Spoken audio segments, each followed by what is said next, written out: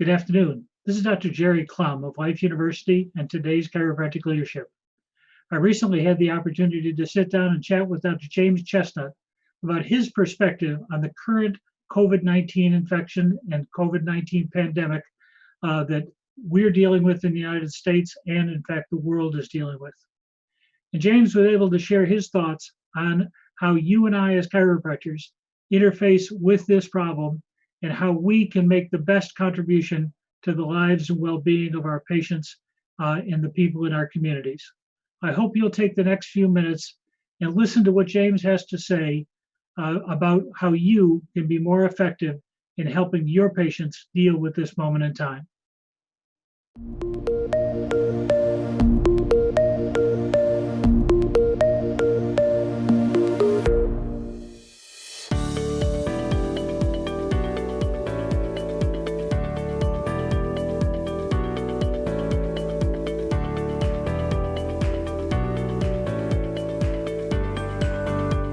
Good morning, ladies and gentlemen. It's my pleasure to be with Dr. James Chestnut from Victoria, British Columbia. And if you're a chiropractor, or if you're even remotely involved around the edges of the chiropractic community, you know Dr. Chestnut. You know about his activities throughout the years in terms of wellness and well-being and health promotion. You know about his academic capacity. You know about his research acumen. And you know the kind of information that James brings forward to us. And today, as part of this series, today's Chiropractic Leadership is very pleased to welcome Dr. Chestnut to this conversation. With that being said, the floor is yours, my friend. Okay, thank you. I think in terms of innate, just the way the immune system works, I think a lot of people are hung up on this concept of a novel virus is what we're dealing with right now. But I think it's important that everyone understands that the immune system is perfectly set up to deal with novel viruses. That's the whole concept of the innate immune system. So there are two parts of the immune system. There's the innate immune system, which is really the phagocytosis, the phagocytes, which really identify non-self. They identify a pathogen like a virus. And then they either engulf the cell with the virus, they engulf the virus itself, or they reduce some reactive oxygen species. They kill it. They attack it and kill it. They're kind of the first frontline soldiers of the immune system. And then the other part of the immune system, which is much more specific and much more organized, is the humoral or adaptive or the antibody system, they sometimes call it. But that involves the T cells. And the B cells, and the B cells are the ones that actually produce the specific antibodies to the specific antigen or pathogen. And so that's really more of the more specific, more robust. That's the whole military coming in to attack this thing. But generally what happens, what's really important about this particular conversation is that because viruses like the cold virus, the rhinovirus, the coronavirus, the flu viruses like influenza virus, they have a different strain usually every year, which is why people say, if you got the flu last year, you're not going to be protected from the flu this year. And that's because we don't use our antibody system. We don't use our adaptive immune system to deal with viruses like the cold and the flu because the virus changes all the time. So an antibody to last year's virus isn't specific to this year's virus, so it doesn't matter. What that means for this discussion is that it's really the function of our innate immune system that is really used to deal with viruses like influenza and cold and rhino and coronaviruses, because it's going to be new. So the thing that really protects us, the thing that we count on, the reason why people don't get sick every year from the flu, even though it's different every year, is because they have this innate immune response, which is able to either attack and kill or reduce the number of those viruses in the body so quickly that it doesn't get a chance to take hold. So when we're talking about seasonal illness, we're always really talking about our innate immune system, not our antibody system. The T cells of the adaptive system are very important as well because they're part of the quick response, but they don't make antibodies. The antibodies are something that helps us for future immunity much more than they do for that acute crisis. And so I think that's important for people to understand, because I think people get nervous about novel. They put the term novel in front of it, but we're absolutely very well equipped to deal with a novel virus, which is why the vast majority of people who get infected with this coronavirus are absolutely fine. It's because their innate immune systems are functioning as they should be. They don't have any antibodies. Right? When they're first exposed to this virus, they don't have any antibodies to it. It's their innate immune system. And in fact, the innate immune system is very important for tagging this virus and putting antigens so that the actual, and that's what the T cells are going to recognize, and it's also what the antibodies are going to be produced for. So the two systems work very closely together, but the whole thing is initiated by the innate immune system. There are two things about an immune response that are incredibly important. One is, can we upregulate it to attack this virus very quickly, or attack whatever it is very quickly? So we want to sort of upregulate it to try and kill that virus. But the other thing that's equally as important, and this is really important for what we're talking about here, is can we then make sure it's called, in the literature it would be called, is it tolerogenic? Are we making sure that we don't have a huge hyperactive response? Or do we produce too much inflammation? Do we create an autoimmune response? Do we create atopic disorders and allergies down the line? And the type of cells that are the most important in terms of regulating the response, upregulating it when we're supposed to, but making sure it's not a hyper response. And we also need to remember that the thing that people end up dying from, whether it's from influenza-induced pneumonia or corona-induced pneumonia, is a hyperinflammatory response in the lungs. And so one of the most important parts of immunity isn't just this idea that we think of that we have to upregulate it all the time. It's also to make sure that we control and regulate it properly so that we don't overdo it, which is really the thing that harms us. And so it's the T regulatory cells called TREGs, or T regulatory cells, that are the most important part of that in terms of regulating the proper immune response. And we're going to talk a bit later, but those are some of the things that are really are most vulnerable to deficiencies in vitamin D, omega-3, and vitamin A, because those immune cells actually epigenetically upregulate the receptors for those essential nutrients, because those essential nutrients are required to epigenetically change what those regulatory cells can do in order to properly function. So if you're deficient in the nutrients that those Treg cells require, you're deficient in immunity, in your immune response, or at least dysfunctional. Great, thank you. Thank you, very helpful. And I look forward to coming back to that in the conversation later on. And that's a great segue to the next area that I wanted to chat with you about, is that obviously we've got a situation where we're dealing with a virus that mankind has not seen before. And we are in the early stages of that response that you had talked about. And there's a few constants. The virus itself stays the same across space and time. Absolutely. And the other factor that's at least involved, this year it stays the same. This year, thank you, right. thank you, Yes. thank you. Stays the same in this window of time that we're in right now. So the idea that its presence is one thing, and then we look at how we're responding. We acknowledge that unfortunately in the world today, there is no treatment for this virus. There is no cure for the virus. There is no vaccine for the virus. There is no known standard of care in dealing with this virus to kill the virus, so to speak. But it's supportive care of the patient and so on. And that brings us to the point that you were starting to discuss, I think, is the things that we can do as individuals to make sure that we are as prepared as we can possibly be to confront this virus. Right. It appears from the conversation to be ultimately going to be a ubiquitous virus with a high level of contagiousness to it, and therefore the variable, as I see it, is that we've got to strengthen ourselves in relationship to the virus for our own protection and well-being, and et cetera. That being said, can you begin some conversation about the steps you would encourage people to take to maintain that well-being? Sure. And I think that's probably, it's such a great learning opportunity right now to understand why especially our chiropractic paradigm, about this idea of baseline health or baseline immune function, if you like, is so important at all times. And so the idea of health promotion, in a sense, right now is almost the same as harm reduction, because, as you said, there's really no other harm reduction strategies available to us. And I think the most important thing here is to understand that the variable determining the level of effect or burden or consequence of this pandemic is not the number of people who will be infected.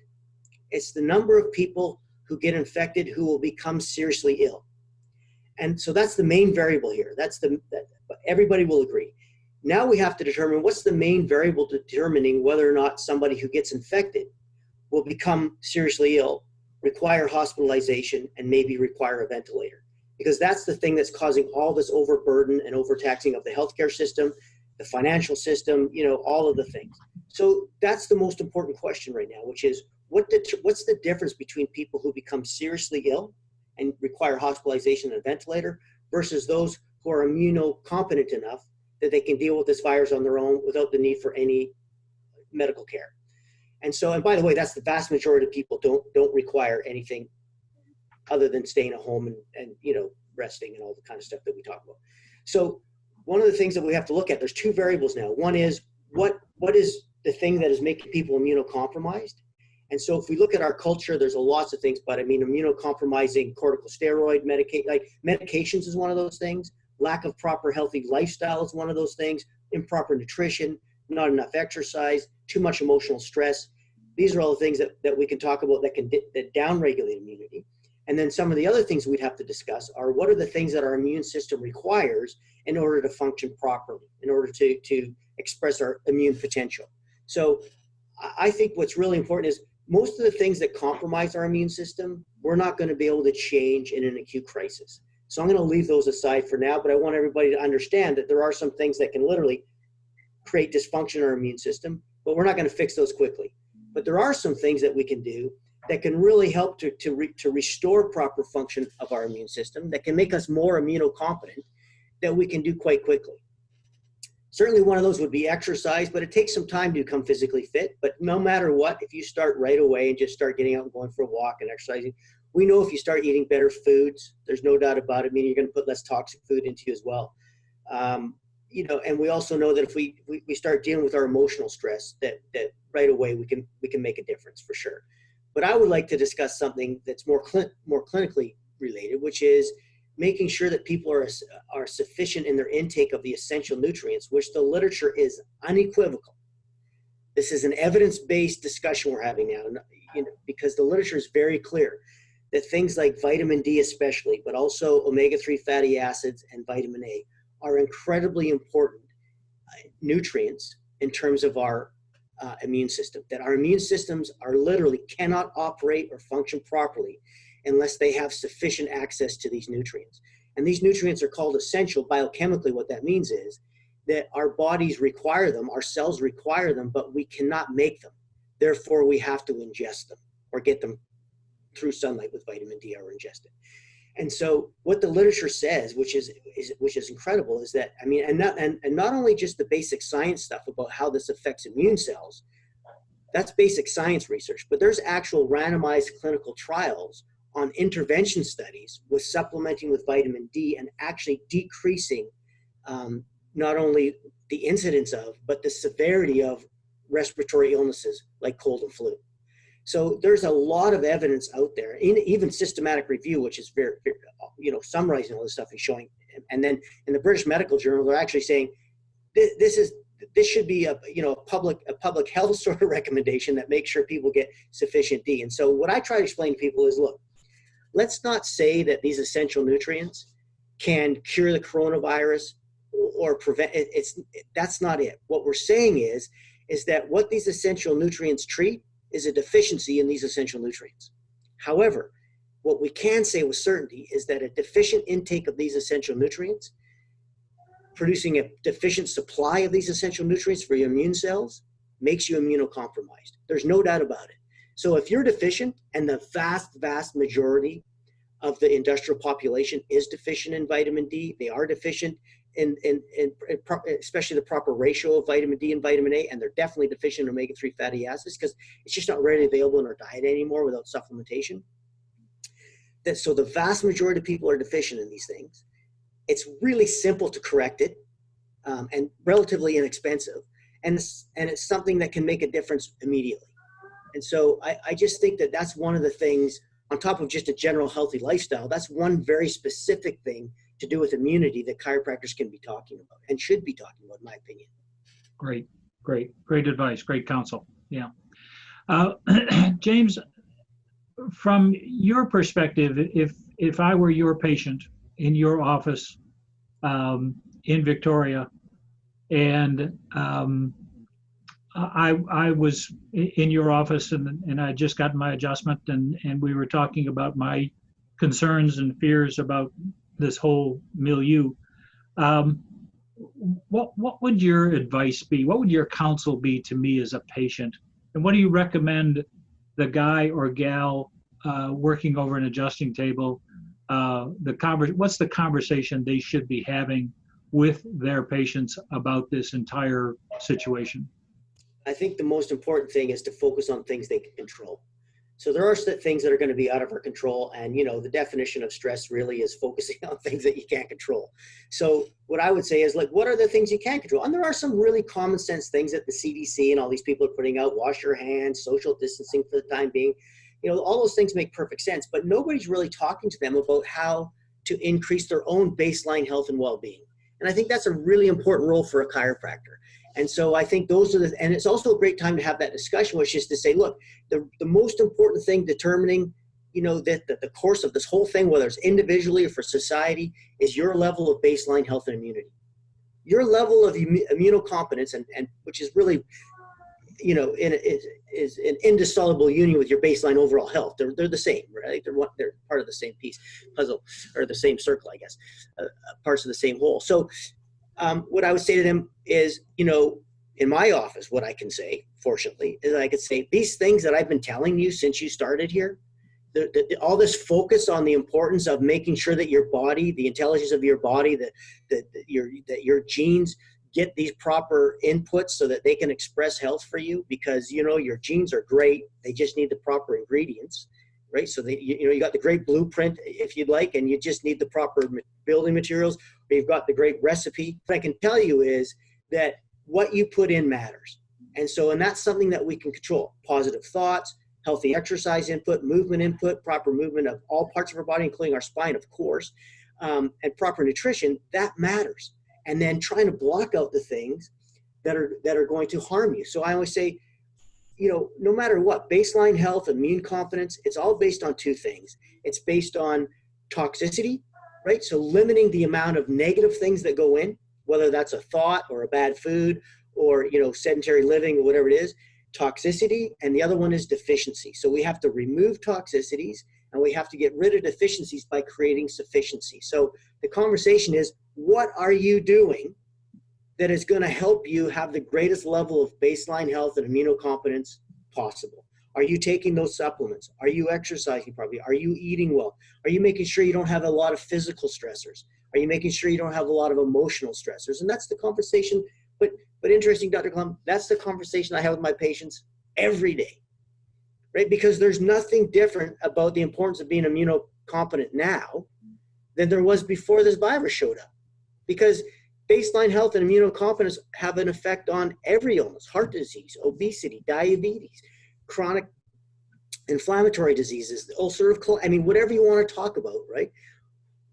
The things that we're supposed to, what we put into our body, whether it's bad or whether we put in enough good, is always going to be a huge causal factor in our level of baseline health, immunity, quality of life, well-being, enjoyment.